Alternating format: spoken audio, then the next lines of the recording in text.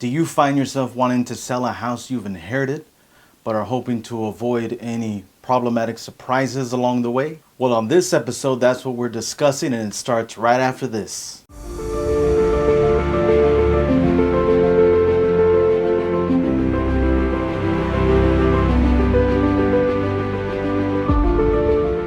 Hey everyone, welcome back to my channel. My name is Bill Martinez, and I'm a realtor and probate specialist brokered by eXp Realty right here in San Antonio, Texas. I post new videos every Tuesday about probate and real estate. So have you inherited a house and are looking to sell but would like to steer clear from some unforeseen surprises? Great, well I've got 6 factors to be aware of when selling the property.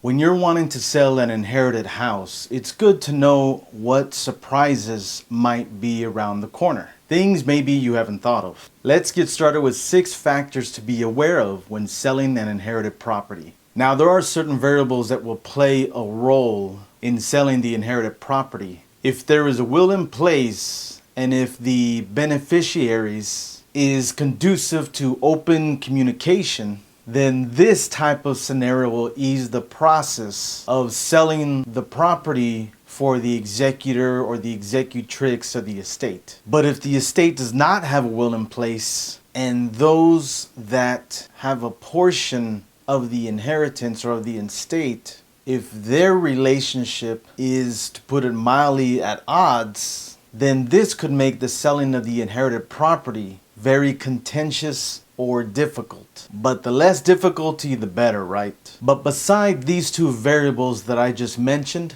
the first question to ask is how many beneficiaries are inheriting the property?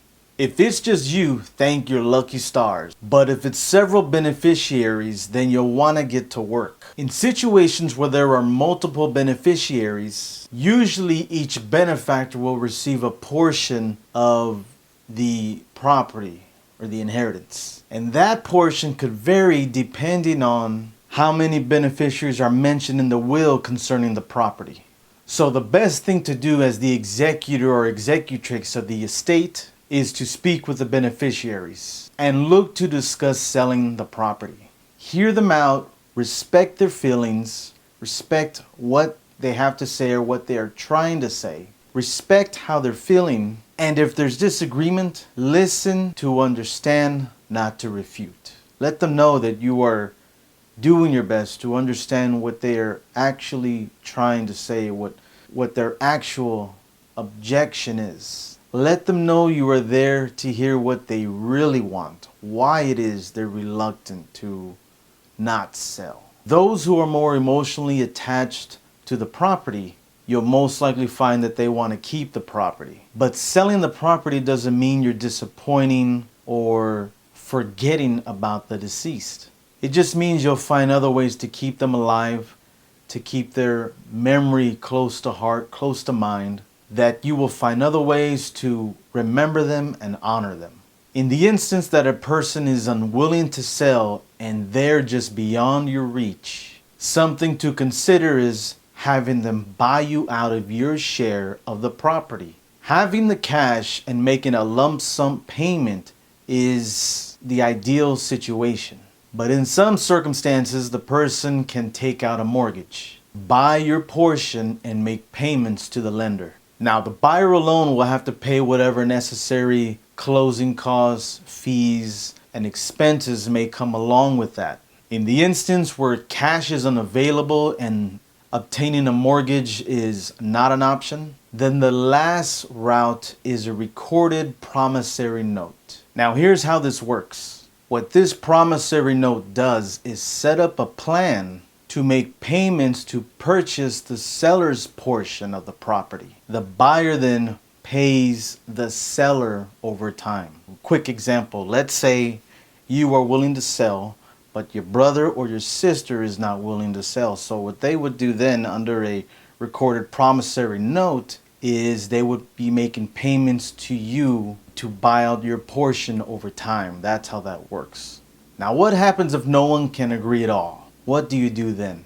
Well, if there is no agreement and no buyout, then the court can step in and order the sale of the property. It can be a drawn out process, and of course there could be fees involved, but the sale of the property will eventually take place. So all that was the first question, how many beneficiaries are involved?